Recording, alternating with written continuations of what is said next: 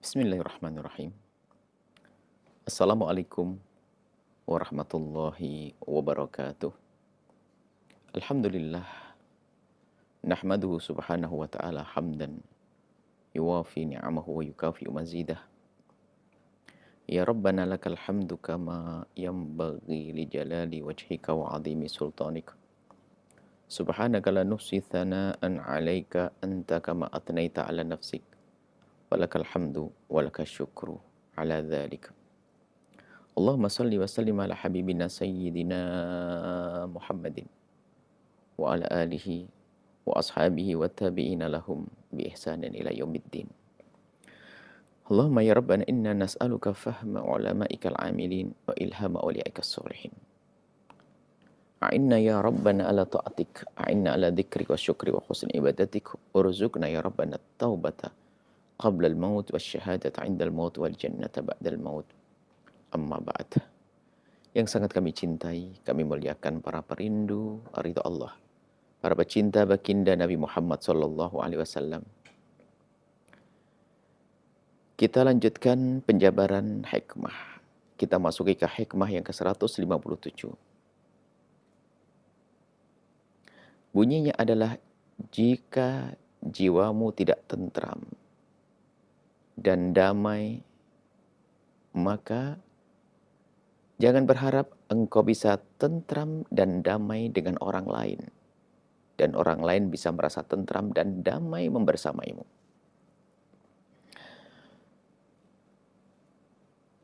Perdamaian dunia, perdamaian di masyarakat, perdamaian dalam keluarga.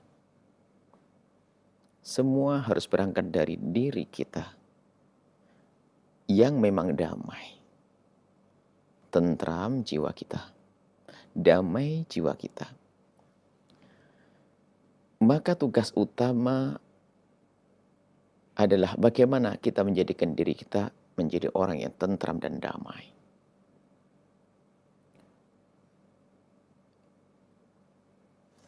Membebaskan jiwa kita dari hal-hal yang menjadikan kegelisahan di dalam diri kita. Jika para guru-guru tarbiyah, pembimbing-pembimbing, ahli tarbiyah, mengajak kita untuk senantiasa membersihkan hati kita. Sehingga hati yang bersih itu nanti akan menjadikan jiwa kita tentram, pikiran kita tentram, dan kehidupan kita menjadi tentram. Maka termasuk dikatakan oleh Imam Ghazali rahimahullah ta'ala, fardu kifayah di atas, fardu ain di atas fardu ain adalah bagaimana kita membersihkan hati kita agar jiwa kita tentram. Sering disebut dengan tazkiyatun nufus, pembersih jiwa, atau tathhirul qulub, pembersih hati. Kita tidak membahas tentang perbedaan antara pikiran, hati, dan mental. Kita ingin membahas sesuatu yang benar-benar kita rasakan saat ini, yaitu saat kita menemukan kebahagiaan, kedamaian, ketentraman, yaitulah.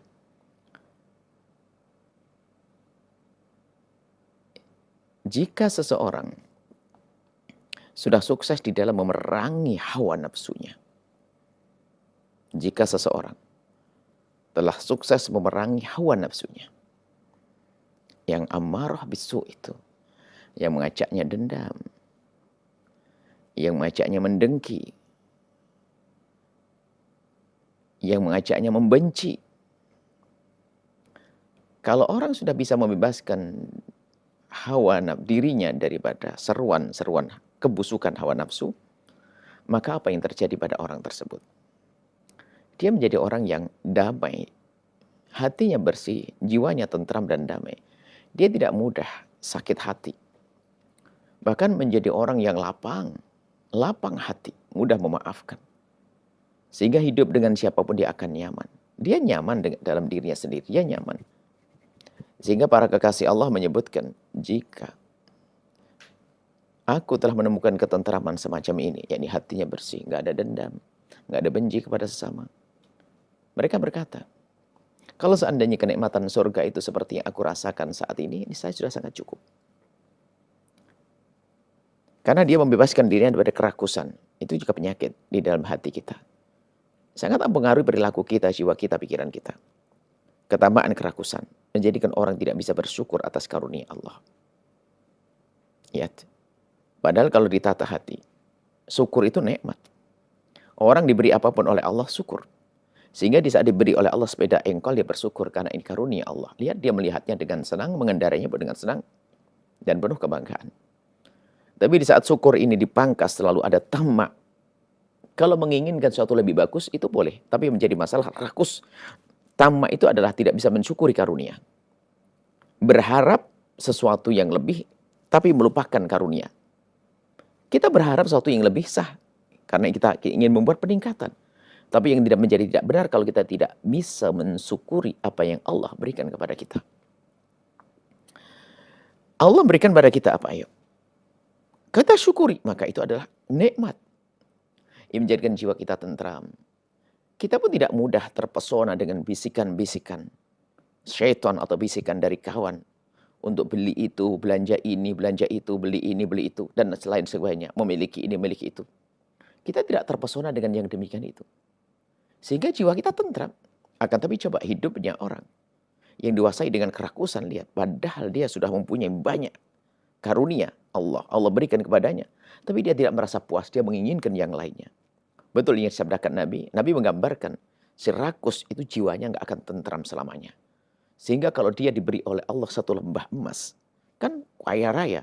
Dia merindukan lembah emas yang kedua. Jika dia diberi lembah emas yang kedua. Dia menginginkan lembah emas yang ketiga. Dan begitu sudah sampai mulutnya kemasukan tanah. Baru dia diam. Tersiksa orang yang menjalani hidup dengan ketamaan kerakusan. Di dalam dirinya kerakusan. Kemudian setelah itu apa? Akan menjadi dia jahat pada akhirnya. Kalau jahat orang lain tidak akan senang dengan dia. Dirinya nggak tentram dia. Sampai digambarkan Nabi Madibani Jai'ani.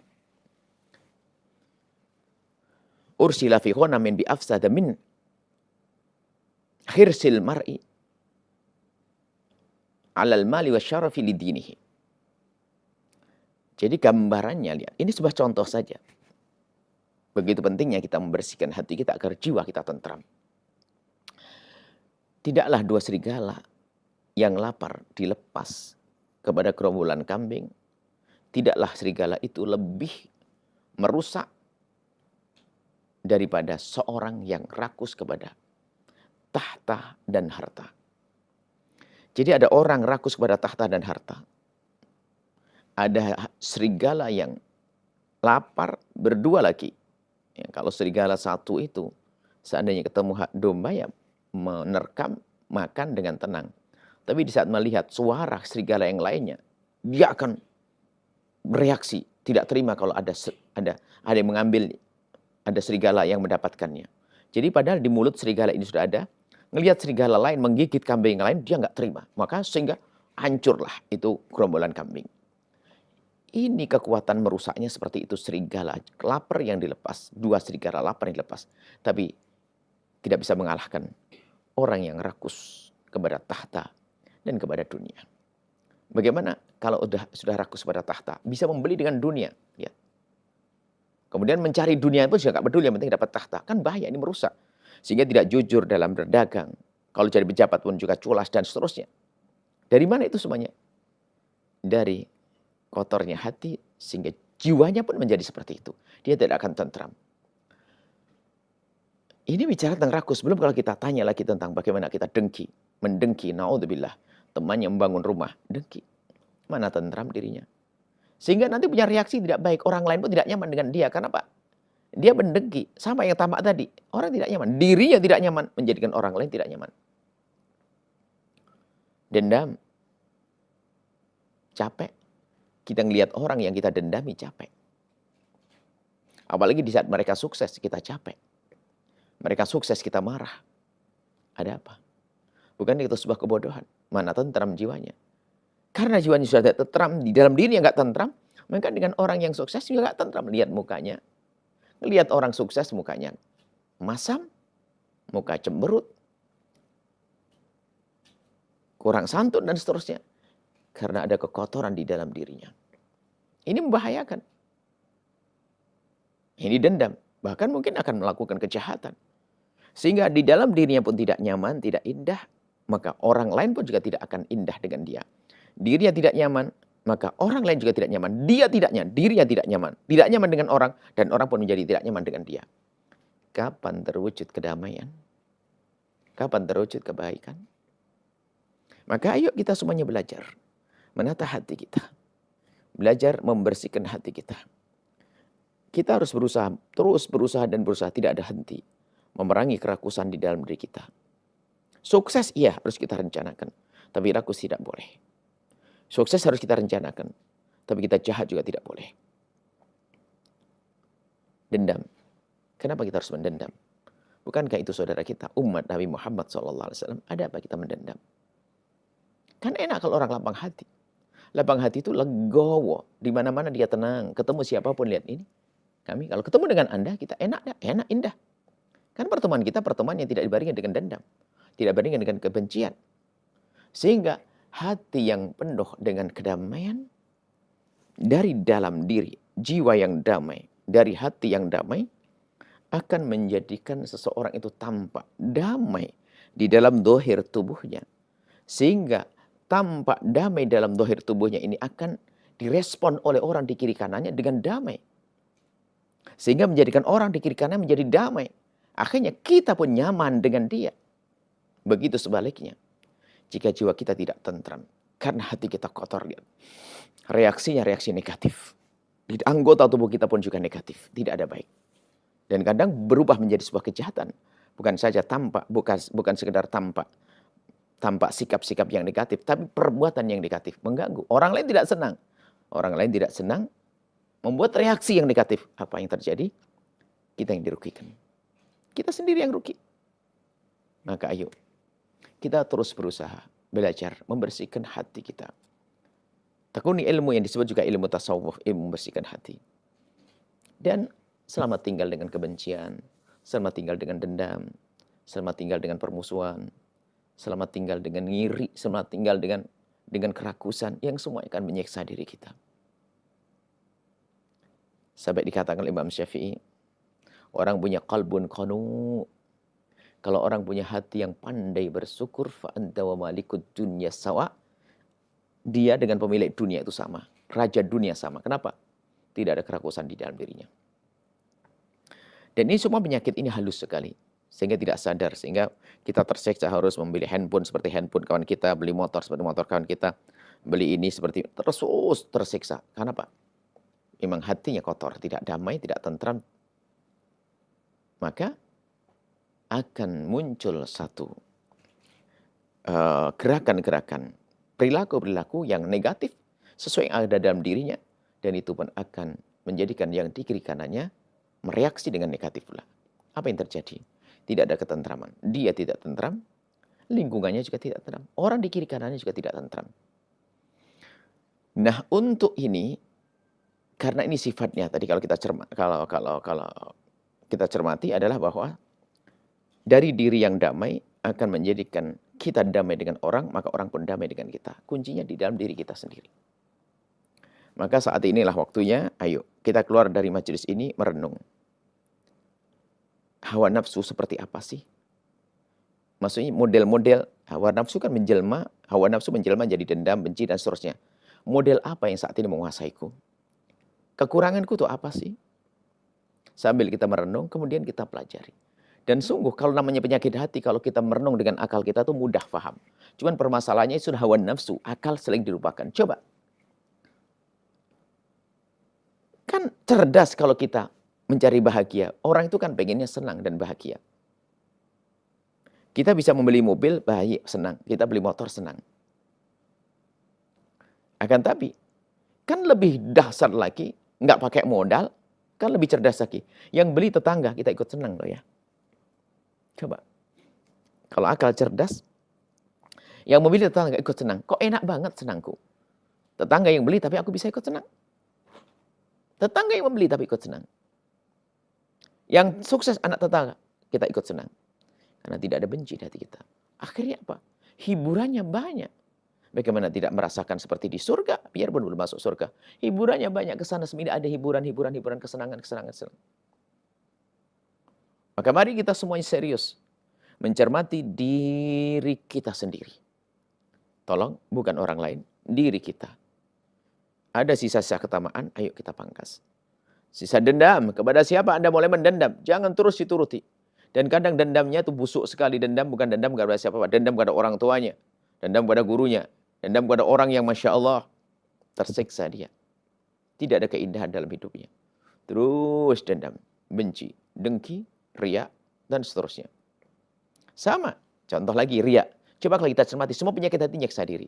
Riya itu adalah berbuat baik hanya pengen dilihat orang. Capek dia. Di saat nggak ada yang melihat tuh, motivasinya hanya dilihat orang. Sehingga tidak dilihat itu berat ya. Akan tapi yang kenal Allah, berbuat bukan karena manusia, bukan karena sanjungan manusia. Begitu mudahnya dia berbuat baik karena dia yakin Allah melihatnya dan akan memberikan karunia pahala kepadanya. Dan di saat seperti itu dia berbuat baik dengan penuh kesenangan, ketentraman, dan penuh kedamaian. Maka mari kita semuanya berusaha dan harus kita mulai saat ini, detik ini juga, mengorek-ngorek diri kita sendiri, ngoreksi diri kita sendiri. Apa sih penyakit-penyakit, kekotoran-kotoran hati yang bakal mengotori jiwa kita sehingga menjadi tidak tentram, lalu menjadi sebab kita tidak tentram dengan orang lain, lalu menjadi sebab orang lain tidak tentram dengan kita, yang menjadikan sebab dunia itu menjadi tidak enak, panas. Maka koreksi diri kita. Selagi kita sudah pandai menemukan kekurangan diri kita, maka itu langkah awal kita menemukan kebahagiaan. Yang menjadi masalah adalah dia tidak menyadari kekurangannya. Kekurangan dirinya tidak disadari. Itu repot. Tidak menyadari penyakitnya. Maka merenung dan merenung. Merenung itu sendiri. Dan kita perlu punya waktu. Punya waktu di tempat yang sepi, sunyi. Mungkin di kamar rumah kita atau di mana saja. Sambil kita melihat kekurangan kita. Kenapa kok aku harus marah dengan dia? Kenapa harus dendam dengan dia? Kemarin terus sambil merenung. Renungannya tidak ada hentinya. Karena dari renungan-renungan yang dalam itu akan direkam oleh hati kita. Renungan dari pikiran kita, memori kita.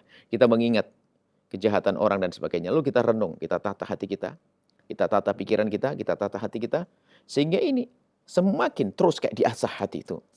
Akhirnya semakin lembut, sehingga menjadi orang yang mudah memaafkan, damai, tentram, tidak mengiri, tidak ngedengki. Yang ada adalah setelah itu adalah ketentraman jiwa. Menuju ketentraman dalam kebersamaan. Ketentraman di dunia, menuju ketentraman di akhirat. Kami baca sekali lagi, Mutiara Hikmah ke-157. Jika jiwamu tidak tentram dan damai, maka jangan berharap engkau bisa tentram dan damai dengan orang lain. Kalau dirimu sendiri tidak tentram, biarpun kita kumpul dengan baginda Nabi pun menjadi Abu Jahal yang selalu gelisah. Biarpun teman kita adalah seorang Nabi, karena urusannya di kita. Maka jangan berharap engkau bisa tentram dan damai dengan orang lain. Dan jangan berharap juga orang lain bisa merasa tentram dan damai dengan bersamamu. Kenapa? Dari hati yang kotor, jiwa yang tidak tentram, tidak damai, mempengaruhi perilaku kita, menjadi orang lain pun tidak nyaman dengan kita. Semoga Allah memberikan pemahaman yang benar. Allah menjaga hati kita, mudahkan kita membersihkan hati kita, sehingga hidup kita semakin indah di dunia, hingga kelak di surga bersama Nabi Muhammad SAW. Nuhibbukum fillah. Assalamualaikum warahmatullahi wabarakatuh. Jangan lupa berselawat kepada baginda Nabi Muhammad sallallahu alaihi wa alihi wa sahbihi wasallam.